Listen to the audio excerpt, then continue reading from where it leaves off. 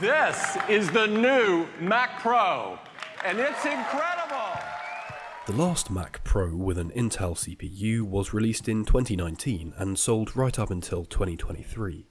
These days, Apple Silicon computers are the only ones Apple sell, but their Intel-based Macs are still supported in software updates through to the latest macOS Sequoia.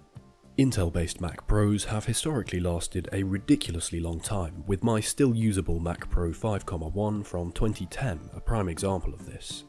Mac Pros are supposed to be powerhouses though. You have to stop and ask yourself, is using an Intel Mac Pro in 2024 and beyond going to be feasible, especially if you're using it for editing, gaming and other sorts of 3D graphics work? Well, for some Mac Pros the answer is obvious. I can comfortably say you do not want to start using a Mac Pro from 2006 to 2008 right now. Those models, the 1.1 through 3.1, have DDR2 memory, which is just not able to keep up with the newer standards. They are cheap machines, but you get what you pay for in life, and putting any money into something like a 2008 Mac Pro just won't pay off. You'd honestly be better off with something like a 2015 MacBook Pro. If you have one already or are able to pick one up for next to nothing, the 2006 to 8 Mac Pros are suitable for using as backup storage, running a media center off them, and web browsing, provided you can get a new enough OS, which might be a task in itself.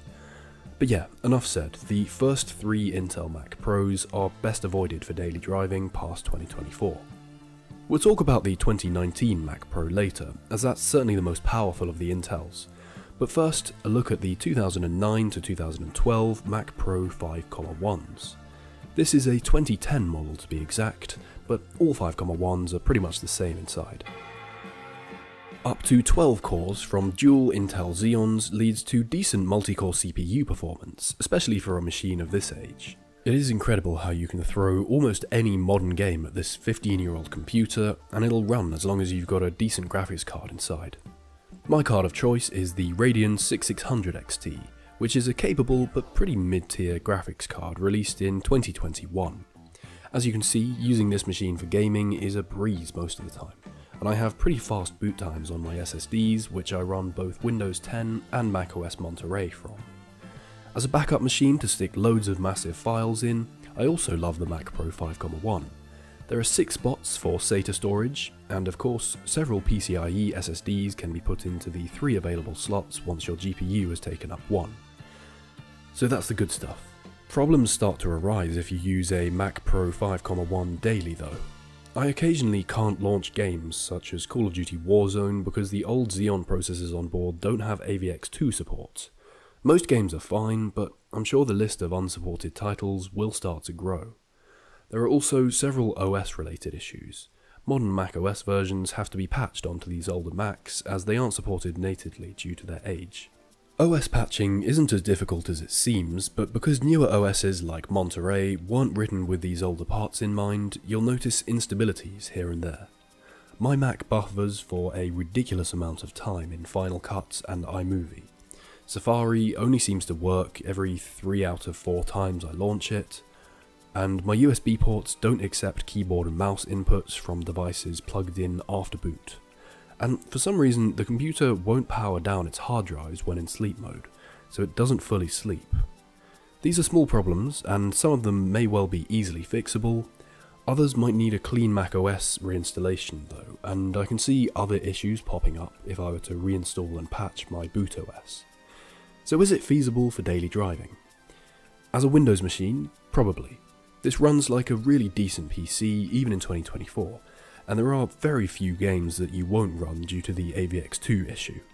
You can grab a 5.1 on eBay for less than $100 easily, and once you've put work into getting the GPU and OSs upgraded, you've got one of the best value computers going. Don't bank on getting one of these for macOS use though, if you really want pro performance. It's like I said about the older Mac Pros, laptops will easily beat these for things like editing right now. I use an M1 MacBook Air to edit video because it's faster on so many levels. The macOS issues are not to be ignored either. I'm not going to say much about the 2013 Mac Pro. These are still usable in the sense a 2012 MacBook Pro is still usable. It performs well for its age and is fine to use on the web, but you won't see great performance in heavy tasks like video, audio and 3D production. the 2013 6,1 was just designed quite poorly from the start.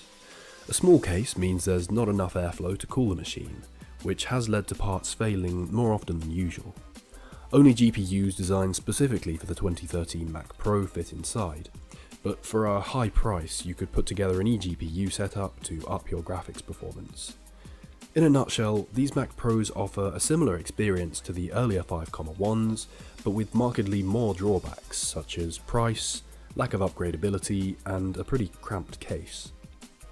The one Intel Mac Pro still supported in new versions of macOS right now is the 2019 Mac Pro. This thing really made a splash when it released. Up to 28 Intel Xeon cores, and believe it or not, up to 1.5 terabytes of RAM. Talk about future-proofing. Actually, the unfortunate truth is that future-proofing isn't really a thing in the world of computers.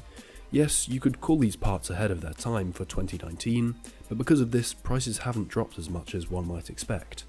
The future is now, and developments like Apple's M2 Ultra, DDR5 as a RAM standard, and 3nm processors have pulled us ahead of machines like the 2019 Mac Pro. Okay, really though, is it still usable as a high-end daily driver? Well, as I said, you'll still have macOS support for running the latest version natively as of 2024. The processors are far from slow. Here's a mid-tier 2019 Mac Pro compared to an M1 Mac in Geekbench 6. They can both really punch in multi-core workloads, which will help with editing projects in apps like Final Cut, Photoshop, Logic Pro, and more. Graphics performance is actually still close to top-notch too. The 2019 Mac Pro was given a graphics refresh as it got older, and Apple even released the Radeon 6900X for it. So no issues in the graphics department.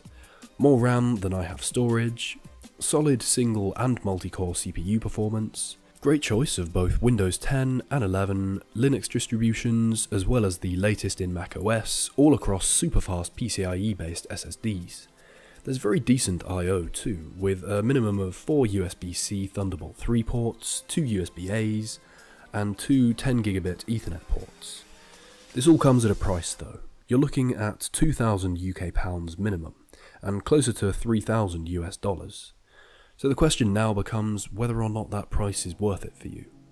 The 2019 Mac Pro is absolutely usable, but when you could get a used and more powerful Mac Studio for a lower price, you'd need a really specific use case to justify buying the older machine.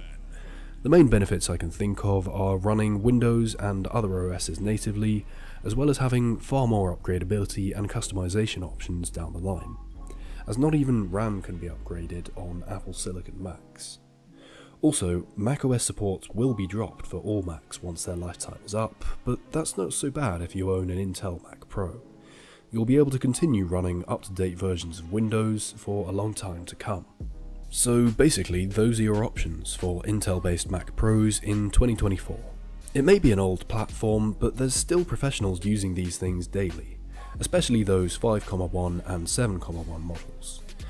Is it really worth it? Well, I'm afraid that's for you to decide. Thank you very much for watching.